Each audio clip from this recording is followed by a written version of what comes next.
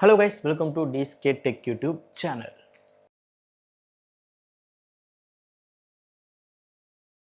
வீடியோவில் நம்ம இதை பற்றி பார்த்தீங்கன்னா வேறு பற்றிலங்க சுந்தர் சி சார் மற்றும் வடிவேல் சார் இணைந்து நடித்த கேங்கர்ஸ் திரைப்படத்தை ரிவ்யூ தான் பார்க்க போகிறோம். வாங்க பார்க்கலாம். Okay, first of all Gangers திரைப்படத்தை உங்களுடைய ஸ்டோரி என்ன அப்படின்னு கேட்டிங்கன்னா, தேட்டரில் வந்து 100 கோடிக்கு மேலே பதிக்க வச்சுருக்காங்க. அந்த பதிக்க வச்ச காசெல்லாம் கேங்கர்ஸ் அண்ட் டீம் வந்து எடுத்தாங்களா இல்லையான்றதான் இந்த திரைப்படத்தை online story. Okay, online story பார்த்த வரைக்கும் உங்களுக்கு எப்படி இருந்திருக்கும்? யூஸ்ஃபுல்லான ஒரு ஸ்டோரி தானே. அப்படியே தாங்க படத்தோட ஆரம்பத்துலேருந்து கடைசி முடிகிற வரைக்கும் யூஸ்ஃபுல்லான ஒரு ஸ்டோரி, ப்ரெடிக்டபிளான ஒன்று தான்.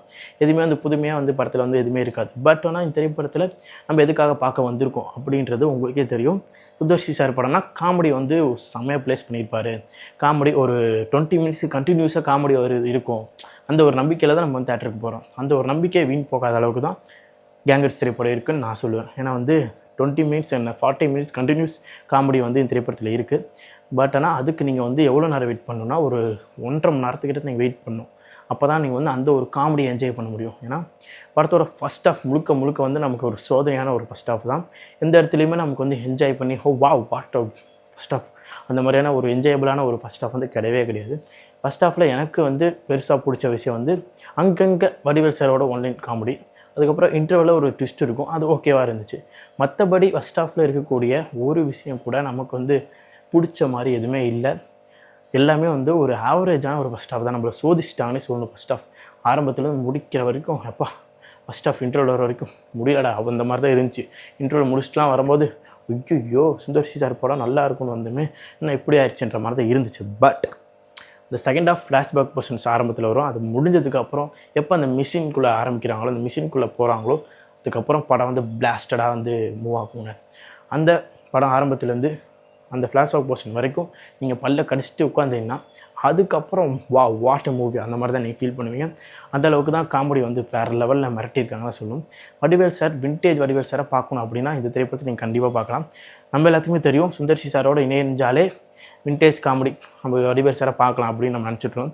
அது வந்து திரைப்படத்தில் 100% 200% நடந்திருக்கு. கேங்கர்ஸ் திரைப்படத்தை நம்ம எதுக்கு பார்க்கணும் அப்படின்ற ஒரு எண்ணம் வரும்.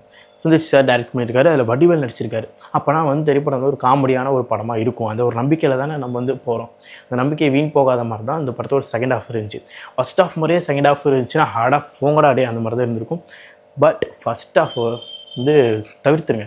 செகண்ட் ஹாஃப் வந்து வேறு லெவலில் பிளாஸ்டான மூமெண்ட்டும் நிறைய இருக்குங்க. படத்தில் ஒரு வீக்கஸ்டான ஒரு பாயிண்ட்னால் வந்து பிஜிஎம் எங்கேயுமே வந்து எடுப்படலை. அதே மாதிரி சாங்ஸ் எங்கேயுமே வந்து எடுப்படலை. ஒரு படத்துக்கு முக்கியமான ஒரு வெற்றினா அது வந்து சாங்ஸ் மூலமாகவே கொடுக்கும். நம்ம ஒரு படத்தையே பார்த்துருக்கோம், அந்த ஒரு படம் ஹிட் ஆனதுக்கு காரணம் அந்த சாங்னாலேயே ஒரு படம் வந்து ஹிட் ஆகிருக்கு. அதனால் ஒரு படத்துக்கு ஒரு எக்ஸ்ட்ரா ஒரு பம்பாக வந்து ஒரு பாடல்களாக இருக்கட்டும், பிஜிஎம்மாக இருக்கட்டும் கண்டிப்பாக இருக்கும். அந்த ஒரு விஷயம் வந்து கேங்கர்ஸ் படத்தில் மிஸ் ஆனது ஒரு வருத்தம். பாடல்களும் பிஜிஎம்மும் நல்லா இருந்துச்சுன்னா இந்த திரைப்படம் இன்னும் ஒரு அப் லெவலில் போயிருக்கும். பட் அது ரெண்டுமே வந்து திரைப்படத்தில் வந்து டோட்டலாக டிசப்பாயின்ட் பண்ணுது. எங்கேயுமே வந்து அவ்வளோ பெர்ஃபெக்டான ஒரு பிஜிஎம்மாக இருக்கட்டும், சாங்ஸாக இருக்கட்டும் இந்த திரைப்படத்தில் எதுவுமே இல்லை. ஓகே, கேங்கர்ஸ் திரைப்படத்தில் வடிவேல் சார் மற்றும் சுந்தர் சார் இவங்களோட காம்போ மட்டும்தான் ஒர்க் அவுட் ஆயிருக்கு காமெடியில் அப்படின்னு கேட்டிங்கன்னா கிடையாது. கேங்கர்ஸ் டீம் 6 பேர் இருக்காங்க. அந்த 6 பேர்த்தோட டீம் ஒர்க்கு தான் இந்த திரைப்படத்தோட காமெடி சக்ஸஸ்ன்னு சொல்லணும். கடைசி 40 நிமிஷம் அந்த டீமாக வந்து ஒவ்வொரு கான்செப்டாக ஒவ்வொரு செக்மெண்ட்டாக வந்து செம்மையாக காமெடி பண்ணி நம்மளை என்டர்டெயின் பண்ணி நம்மளை சிரிக்க வச்சதுக்கு அந்த 6 பேர் தான் காரணன்றதுல எந்த மாற்றமும் கிடையாதுங்க. ஓவராலாக கேங்கர்ஸ் திரைப்படம் first half decent, second half வந்து குட். இதன் மூலமாக வந்து படம் வந்து ஒரு நல்ல படமாக இருக்குன்னு தான் சொல்லணும். ஃபஸ்ட் ஆஃப் மாதிரியே செகண்ட் ஆஃப் அமைஞ்சிருந்துச்சுன்னா வணக்கம் சார் கிளம்புறேன் அந்த மாதிரி தான் இருந்திருக்கும்.